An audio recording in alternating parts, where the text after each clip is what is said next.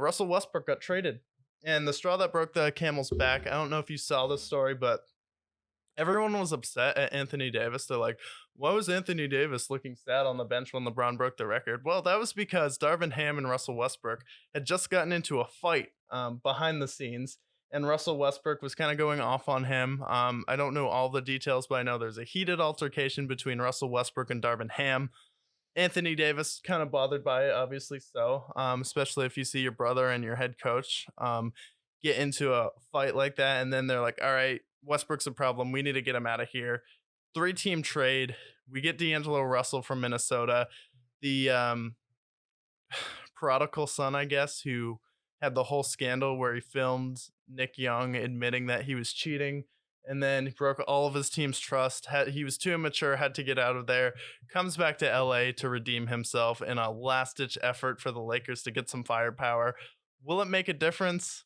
I like it. I like it. I think this is the first trade that I've seen them win in the last 5 years or so. Oh, for sure. Because they essentially give up a 2024 second-round pick. Second-round picks don't mean anything. No. A 2027 first-round pick, which I have no clue how good that pick's going to be. It could be a great pick. It could be a terrible pick. It's also protected 1 through 4. The Lakers get D'Angelo Russell, who I think is an upgrade from Russell Westbrook at this point. You get Malik Beasley, who's a solid player, and then you get Jared Vanderbilt, who's a solid defensive player. So really good defender. So the Lakers, who basically it was LeBron, Anthony Davis, and Russell Westbrook. Now they actually have a team. It's composed. It's not bare skeleton league minimum guys. So I really like this move for them. I don't think they really gave up much. Russell Westbrook was a problem, and then the Timberwolves, they give them D'Angelo Russell. So I think D-Russ is going to work a lot better with them than a Russell Westbrook. He's a little less stubborn. Yeah. So I think this is a great move for the Lakers. I think that the Timberwolves, who are notorious for not winning trades, I don't really care for that trade either. Yeah. They get Mike Conley. That's fine. He's a fine player. He's been really solid over his career, but they got a bunch of second-round picks, and they got Nickeil Alexander-Walker, which I'm like. Yeah, I thought that's a good trade for Minnesota, where I feel like D'Angelo Russell, not very focused on defense, and Lakers really just need an energy infusion on offense where it can't be LeBron every single time, where let's get a defender in Vanderbilt. Let's get a guy who can come in and shoot, get crazy hot, who's a streaky shooter like Mike Beasley. And then we also have D'Angelo Russell, who can come in, give us 15 to 18 points in the playoffs, and then have a few games where he'll give you 1 30-point game in a playoff series, which is enough to keep it close when you have LeBron James. And if Anthony Davis is healthy, it's still 2 of the best players in basketball.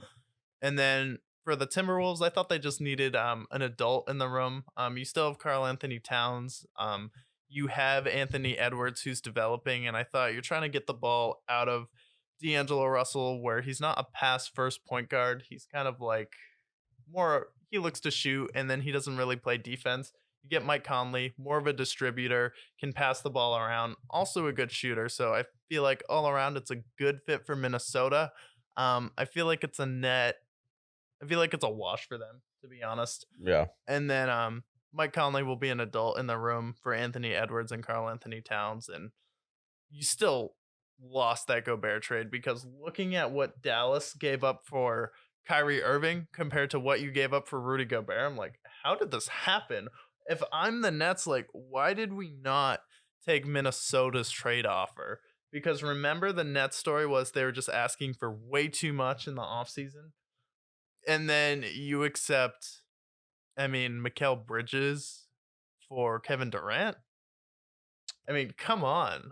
Yeah, at that point, though, I think they were just trying to blow up that team. Yeah. They lost all their leverage, where prior, people would have given up the farm for Kevin Durant. But now it's like, okay, well, they traded Kyrie. Kevin Durant's going to want to get out of there anyways. And this has been a colossal failure. Get him out of there, blow it up. Now I feel like, honestly, the Nets are in a better position today than what they were with Kyrie and Kevin Durant.